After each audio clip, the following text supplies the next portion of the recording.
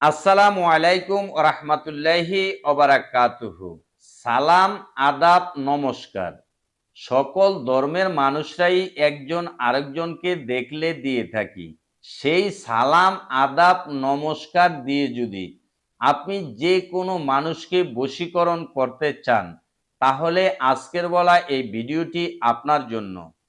আপনি আজকের বলা এই ভিডিও প্রয়োগ করে যে কোনো মানুষকে মুহূর্তের মধ্যে আপনার বশীকরণ করতে পারবেন।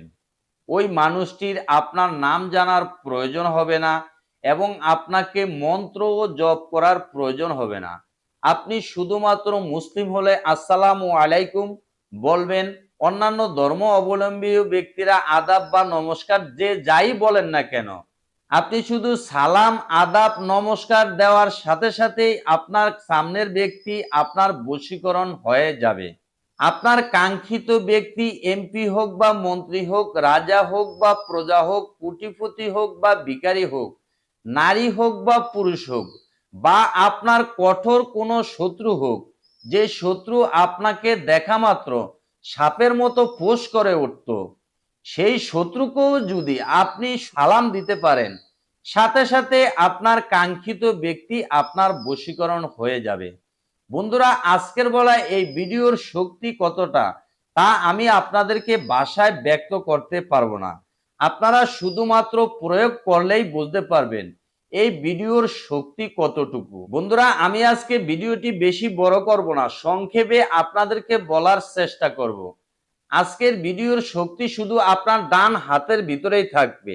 আজকের ভিডিওতে কিছু শব্দ আছে বা অক্ষর আছে, ওই অক্ষরগুলো যদি আপনি আপনার ডান হাতের তালুতে লেখে যেখানে খুশি সেখানে চলে যাবেন, বা যাকে খুশি তাকে আপনি সালাম করবেন, অর্থাৎ আপনি যাকে বশীকরণ করতে চান তাকে সালাম করবেন। সালাম করার সাথে সাথে আপনার কাঙ্ক্ষিত ব্যক্তি অবশ্যই আপনার বশীকরণের ফাঁদে পড়ে যাবে।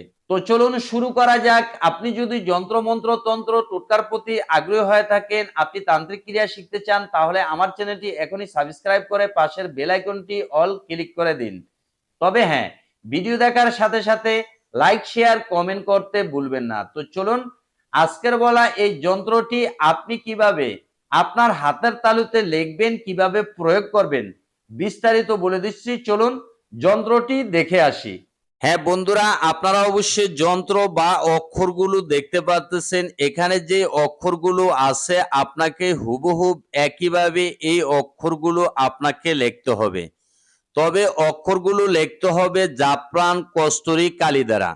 জাফরান কস্তুরী কালি নিয়ে এসে ওই জাফরান কস্তুরী কালি দ্বারা আপনার ডান হাতের তালুতে এই অক্ষরগুলো সুন্দরভাবে অঙ্কন করতে হবে।